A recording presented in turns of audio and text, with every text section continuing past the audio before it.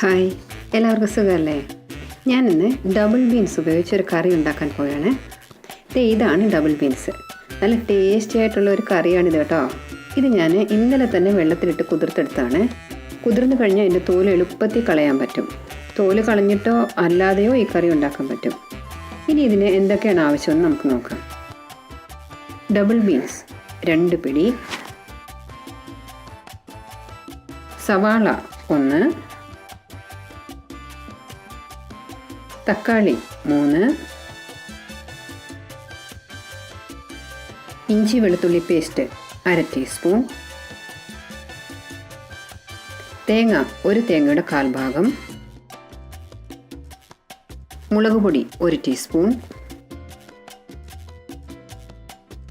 മഞ്ഞൾപ്പൊടി 1/4 ടീസ്പൂൺ, മല്ലിപ്പൊടി 1/2 ടീസ്പൂൺ, കറിവേപ്പില ആവശ്യത്തിന്, ഉപ്പ് ആവശ്യത്തിന്, വെള്ളം ആവശ്യത്തിന്, എണ്ണ 3 ടേബിൾ സ്പൂൺ, പെരിഞ്ജീരകം 1/4 ടീസ്പൂൺ, ജീരകം അല്പം, കസകസ 1/4 ടീസ്പൂൺ. നമുക്ക് ആദ്യം ഡബിൾ ബീൻസ് ഒന്ന് വേവിച്ചെടുക്കണം. ഇത് കുക്കറിലേക്ക് ഇട്ടിട്ട് ആവശ്യത്തിന് വെള്ളവും അല്പം ഉപ്പും ചേർത്ത് നമുക്കിതൊന്ന് വേവിച്ചെടുക്കാം. നമ്മുടെ ഡബിൾ ബീൻസ് ഞാൻ നന്നായിട്ടൊന്ന് വേവിച്ചെടുത്തിട്ടുണ്ട്.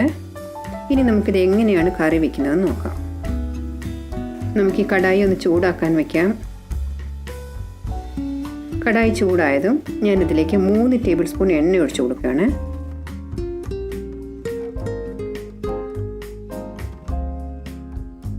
എണ്ണ ചൂടായതും 1/4 ടീസ്പൂൺ പെരിഞ്ജീരകം ഇട്ട് കൊടുക്കാം. കൂടെ തന്നെ ഒരല്പം ജീരകവും കസകസയും ഇട്ട് കൊടുക്കാം. ഞാനിവിടെ സവാള അരച്ച് വെച്ചിട്ടുണ്ട്. ഇത് മൂത്ത മണം വരുമ്പോൾ നമുക്കിതിലേക്ക് സവാള അരച്ചത് ചേർത്ത് കൊടുക്കാം. സവാള വഴന്നു വന്നതും ഇഞ്ചി വെളുത്തുള്ളി പേസ്റ്റ് ചേർത്ത് പച്ച മണം മാറുന്നത് വരെ ഒന്ന് ഇളക്കി കൊടുക്കണം. ഇപ്പോൾ എൻ്റെ പച്ച മണമൊക്കെ ഒന്ന് മാറിയിട്ടുണ്ട്. ഇപ്പോൾ നമുക്ക് ആവശ്യത്തിന് മസാലപ്പൊടികൾ ചേർത്ത് കൊടുക്കാം. മഞ്ഞൾപ്പൊടി, മുളക് പൊടി, മല്ലിപ്പൊടി. ഇപ്പോൾ ഇതെല്ലാം കൂടി ചേർത്ത് നന്നായിട്ടൊന്ന് വഴറ്റിയെടുക്കണം. ഇപ്പോൾ നന്നായിട്ടൊന്ന് വഴന്ന് വന്നിട്ടുണ്ട്. മസാലയുടെ പച്ച മണമൊക്കെ ഒന്ന് മാറിയിട്ടുണ്ട്. ഇപ്പോൾ ഞാനിതിലേക്ക് തക്കാളി അരച്ചത് ഒഴിച്ചു കൊടുക്കുകയാണ്. ഇതെല്ലാം കൂടി ഇപ്പോൾ നന്നായിട്ട് ഒന്നുകൂടി ഒന്ന് വഴറ്റണം. ഇനി നമുക്കിത് കുറച്ച് നേരത്തേക്കൊന്ന് അടച്ചു വെച്ച് വേവിക്കാം. തീ കുറച്ചിടണേ. ഇപ്പം നമുക്ക് തുറന്ന് നോക്കാം. തക്കാളിയൊക്കെ നന്നായിട്ടൊന്ന് വെന്തിട്ടുണ്ട്. ഇനി ഞാനിതിലേക്ക് തേങ്ങ അരച്ചത് ചേർക്കുകയാണ്.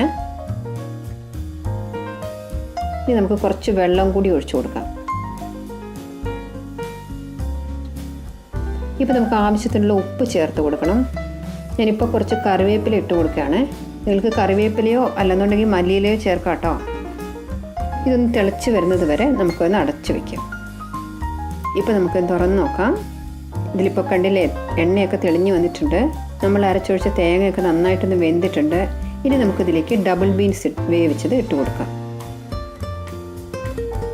ഇപ്പോൾ ഉപ്പിൻ്റെ ആവശ്യമുണ്ടോ എന്ന് നോക്കിയിട്ട് വേണമെന്നുണ്ടെങ്കിൽ ചേർത്ത് കൊടുക്കണേ.